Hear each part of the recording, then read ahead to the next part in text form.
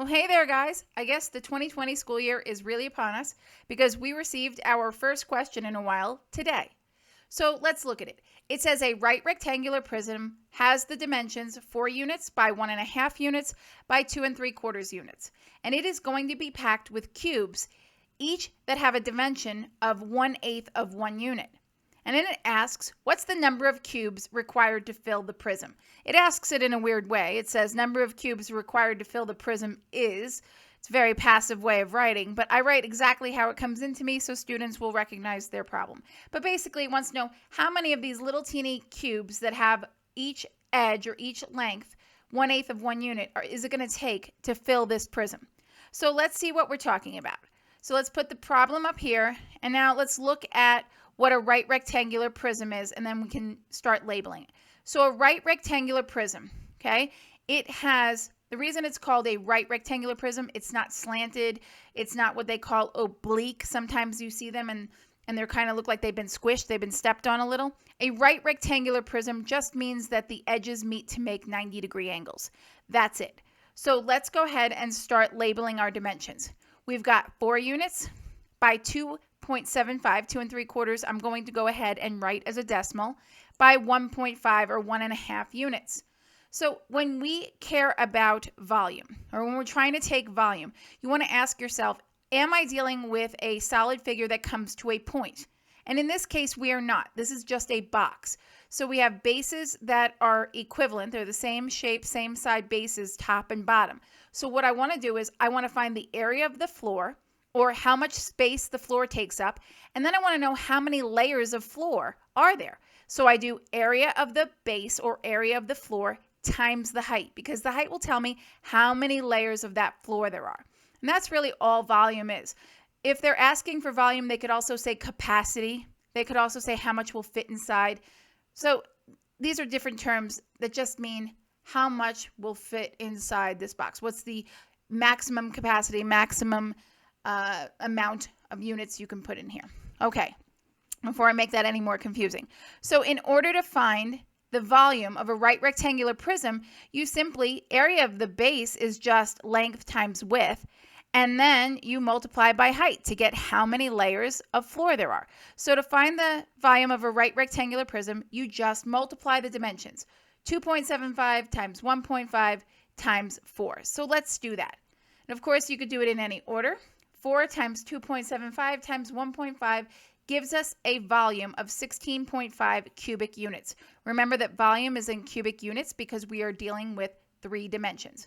Okay, so that's the first step in this problem. We have to know the volume of the big thing we're intending to fill. Otherwise, we'll never be able to figure out how much of anything it will take to fill it. So now, what's going in here? We are going to fill this with cubes that each have a side length of 1/8 of 1 unit. So it looks like this. Remember, each, let's call it the height, length, width, or depth, whatever you want to call it. These are each going to be 1/8 of a unit. And we now need to figure out the volume of this thing. Okay, we have the volume of the big thing we're going to fill. We need to know the volume of the cube that we're actually going to fill this with. Otherwise, we won't be able to figure out how many there are or how many it will take. So we're going to figure out the volume of this cube. Remember, volume of a cube, it really is the same as a prism. It's length times width times height, but because it's a cube and all those length, width, height are the same measure, we just say that the volume is side cubed, right? So to find the volume, we say the volume of this cube is 1/8, because that's the length of each edge or each side, cubed.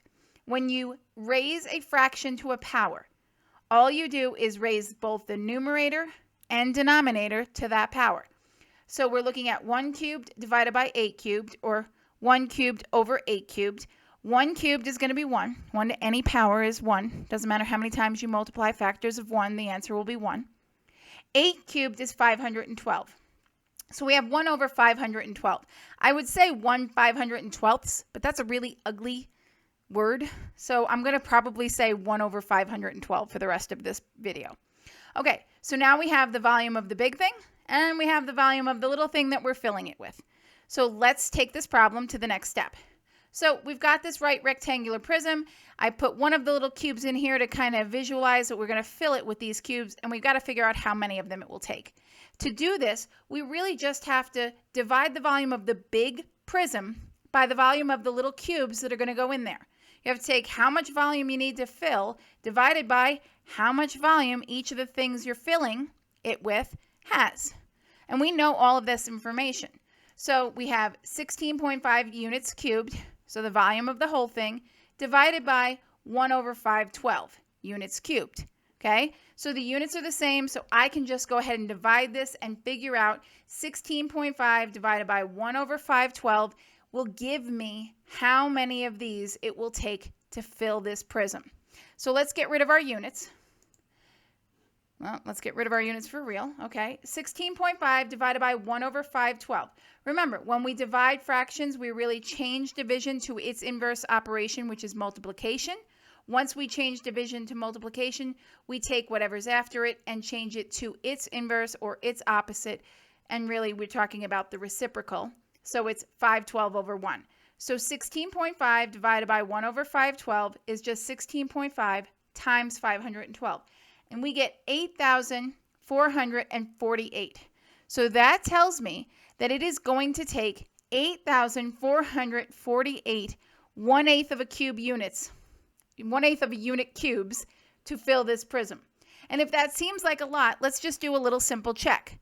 The check says, well, what's the volume of 1 cube? Volume of 1 cube is 1 over 512 times how many cubes I'm putting in, times 8,448 cubes gives me 16.5, which is the volume of the entire thing. So there you have it. Please check out my YouTube. If you have more questions, you can always submit them. And teachers and homeschool moms, follow me on Teachers Pay Teachers, Math Hop by Jackie B. I have lots of products up there, tons of which are digital and a lot of which are free. Till next time, take it easy.